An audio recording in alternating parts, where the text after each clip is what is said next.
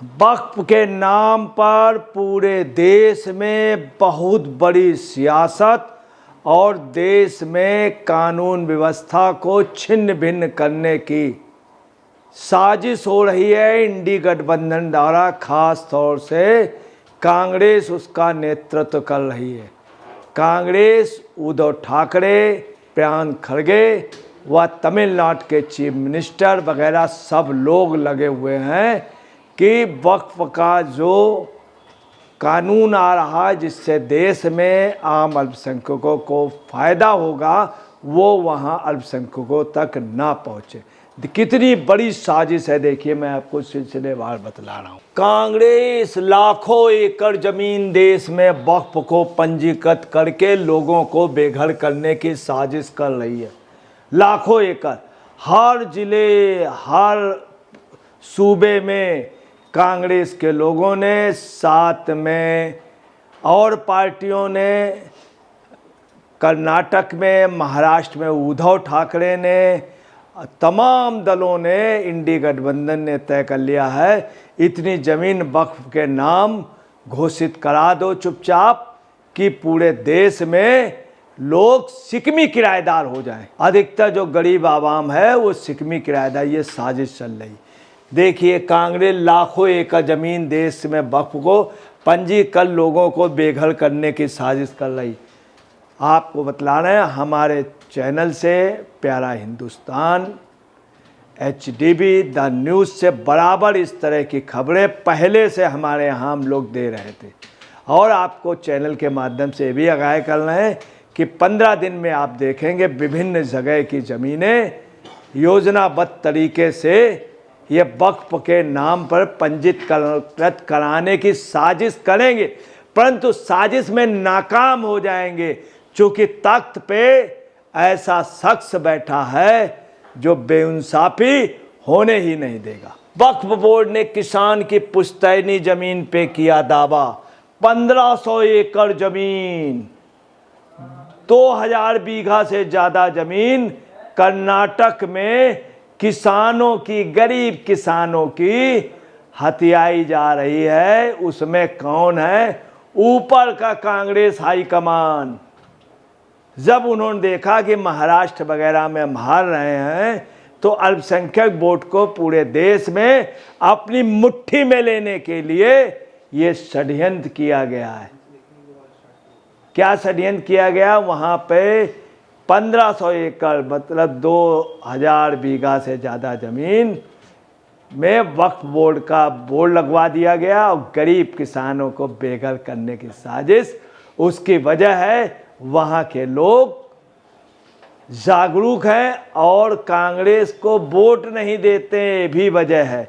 महाराष्ट्र में चुनाव होने जा रहे हैं, अल्पसंख्यक वोट कैसे लें, जानबूझ के महाराष्ट्र में भी यही किया गया। एक मंदिर पे दावा किया गया और आपको बता दें वो मंदिर कौन है? इतिहास का मशहूर मंदिर, 40 एकड़ की जगह, उसमें कानिफनाथ मंदिर जो मशहूर है, महाराष्ट्र में है। ये साजिश अभी से नहीं, 2005 में कांग्रेस द्वारा रची गई थी। यही पोजीशन कर्नाटक में है। कर्नाटक में स्थित दूसरी है, वहाँ वक्फ बोर्ड का मंत्री जो है उसने उपायुक्त सभी को बुला के कह दिया है कि ये ज़मीन जो है ये तुरंत पंजीकृत करो, किसानों से पेपर लो, तुम्हारे पास क्या प्रूफ है, सारे प्रूफ धर लो और ये पंजीकृत कर दो। पंजीकृत हो ही नहीं सकती वक्फ पर, तो वहाँ का जो मंत्री है वो खुलेआम इस पे वक्फ बोर्ड का मंत्री आदेश कर चुका है। वहाँ के कर्नाटक के जो अफसरान हैं वो किसानों को हड़का रहे हैं, बोले अपने कागज़ जमा कीजिए, दिखाइए, और उनसे छीन ले रहे हैं। साथ में पंजीकृत करने की साजिश है। अभी आप 1-2 दिन में सुनेंगे कल कि यही पोजीशन हैदराबाद में भी है। हैदराबाद में योजना हो गई है। किससे? कांग्रेस की गवर्नमेंट ने, कांग्रेस के हाईकमान ने वहाँ के चीफ मिनिस्टर को समझा दिया, देखो तेलंगाना में जो अपनी जीत मिली है तो उनको इनाम दो।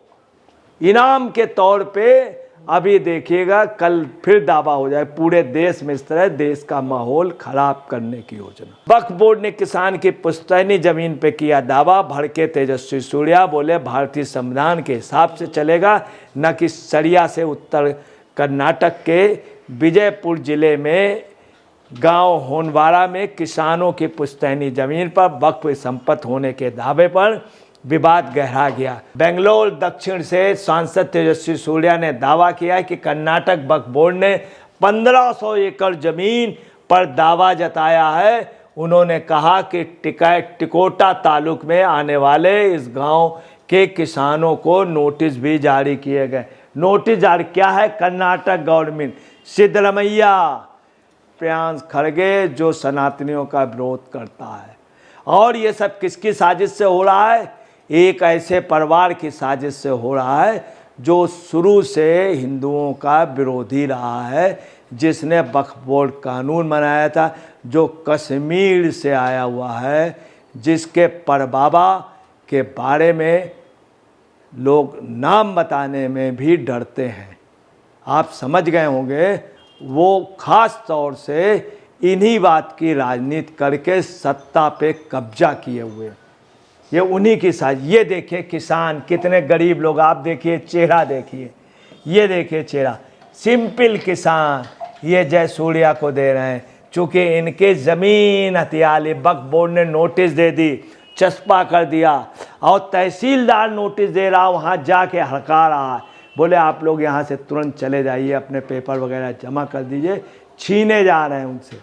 कर्नाटक गवर्नमेंट करा रही, पूरे देश में एक योजना चल रही, लाखों एकड़ ज़मीन अभी एकदम से कह दिया जाएगा ये भी वक्फ के नाम से था, ये भी था, ये विधानसभा भी थी, ये था गवर्नर हाउस था, सब योजनाबद्ध तरीके से। वक्फ के नाम पे कांग्रेस की लूट का पत्रकार अर्नब गोस्वामी ने किया बड़ा खुलासा। वक्फ के बहाने कांग्रेस छीन रही किसानों की जमीन, बुलडोजर एक्शन पर रोने वाले वक्फ की खुलेआम लूट कर चुप क्यों? संसद ताजमहल के बाद क्या कांग्रेस की नज़र आपकी ज़मीन पर है?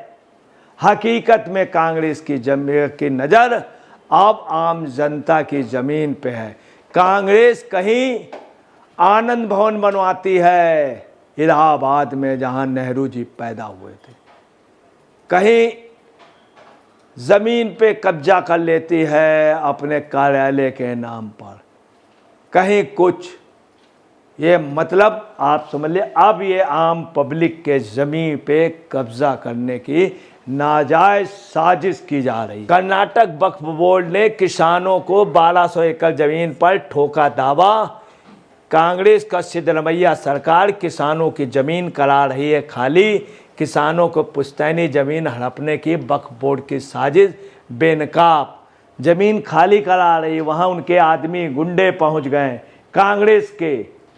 कांग्रेस के आप समझ लीजिए, और उनका मंत्री खुलेआम कह रहा सभी कमिश्नरों को, असिस्टेंट कमिश्नर सबको बुला के कि इन लोगों को बेदखल करिए और पंजीकृत कर दीजिए वक्फ बोर्ड के नाम। मंत्री कह रहा, क्या ऐसे मंत्री को सजा नहीं होनी चाहिए? ऐसे मंत्री को पुलिस को रिमांड में नहीं लेना चाहिए जो इस तरह का आदेश करके देश की अमन चैन को खतरे में डालना चाहता। यही नहीं, किसानों को पुश्तैनी जमीन हड़पने की वक्फ बोर्ड की साजिश अब बेनकाब हो रही है। आपको ये भी बता दें, इस मुल्क में जो भी इस तरह की शरारत या हरकत करेंगे वो कामयाब नहीं होंगे। साजिश रच लेंगे, साजिश में कामयाब नहीं होंगे, क्योंकि ये मुल्क जो है अब एक है। तेजस्वी सूर्य बोले भारत संविधान के हिसाब से चलेगा, ना कि सरिया के हिसाब से। अब देखिए इसमें कौन है? तीनों हैं। ये देखिए कौन है? राहुल गांधी बीच में। मध्य प्रदेश हार गए, राजस्थान कांग्रेस की बेइज्जती करा दी, छत्तीसगढ़ में करा दी, हरियाणा हार गए, नहीं बने। जून में लोकसभा चुनाव हार गए प्रधानमंत्री, जाने कब से तैयारी कर रहे हैं, हर बार पीछे होते जाते हैं। ये है राहुल गांधी। वक्फ बोर्ड की ज़मीन पे ये है मेन, और इनके ये हैं सिद्धरमैया, और ये कौन है? DK शिव कुमार। ये पूरा षड्यंत्र देश के साथ किया जा रहा है। और मैं आपको बता दूं, महाराष्ट्र में चूंकि बीजेपी की सरकार है, इन्होंने योजनाबद्ध तरीके से कल परसों वहाँ पे बोर्ड लगवा दिए, क्योंकि वहाँ माहौल ख़राब हो। परंतु वहाँ महाराष्ट्र में जो सरकार है, वजह क्या है, वो नहीं होने देगी, किसी को बेदखल नहीं होने देगी। वक्फ बोर्ड गलत ढंग से, अनधिकृत ढंग से, गैर कानूनी ढंग से किसी जगह को अगर पंजीकृत कराना चाहेगा तो नहीं हो। कर्नाटक में आदेश दिए गए, मगर महाराष्ट्र में उनकी हरकतों पे वो कामयाब नहीं हो गए। मैं आपको ये भी बता दें, 2005 में बड़े गलत ढंग से कांग्रेस ने 2013 में ऐसा कार्य किया था।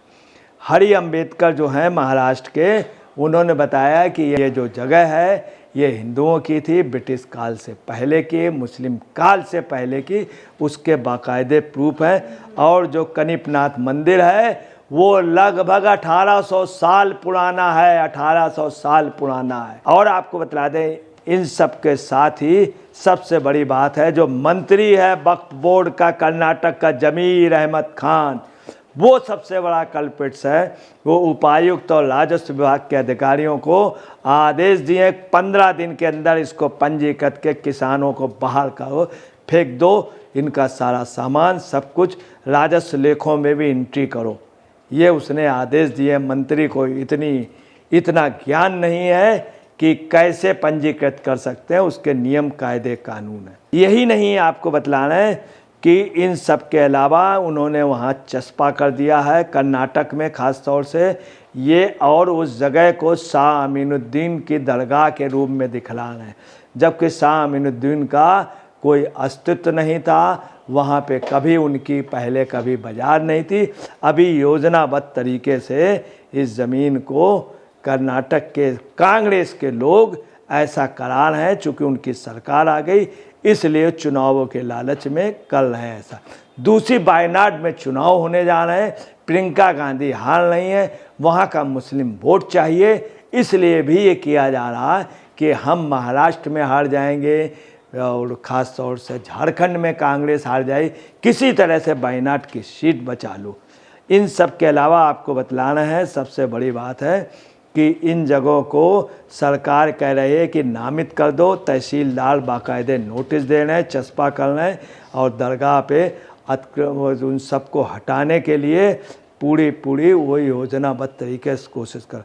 आपको बता दें, कांग्रेस सरकार ने 1995 2013 में, जब 2013 में देख लिया कि हम अगले वर्ष आ नहीं पाएंगे, तो जानबूझ के कानून ले आए कि त्वरित जांच के बाद वक्फ कोई संपत्ति घोषित हो जाएगी, ये आदेश होगा, उस पर कोई क्लेम नहीं होगा। मतलब कोई भी त्वरित वो है, वक्फ बोर्ड किसी भी संपत्ति को बोल सकता है, उस पर कोई भी किसी तरह की कार्रवाई नहीं होगी और यह वक्फ का अधिकार होगा। यही नहीं, आपको बताना, सितंबर 2024 में तमिलनाडु की 1100 साल पुराने मंदिर तिची तिरुचुपुरम थुरई के गांव को पूरा गांव मंदिर पे वक्फ ने दावा कर दिया, जबकि पता चला वक्फ का वहाँ पे कोई भी इदारे नहीं थे मुस्लिम जमात के, और फर्जी निकला जब वहाँ पे जांच हुई। ये इनके अलावा आपको बतलाना है, एक 5 स्टार होटल हैदराबाद में व तेलंगाना व तमाम जगह वक्फ बोर्ड दावा कर रहा। अप्रैल 2024 में तमाम जगह दावे किए गए। 1954 में जवाहरलाल नेहरू स्पेशली लाए थे वक्फ बोर्ड के, उसको प्रोत्साहन दिया, उनको अधिकार दिलाए। फिर उनकी बेटी इंदिरा गांधी ने अधिकार दिलाए, उसके बाद राजीव गांधी ने दिलाए। सिर्फ संजय गांधी ने कोई अधिकार वक्फ बोर्ड को नहीं दिलाए थे।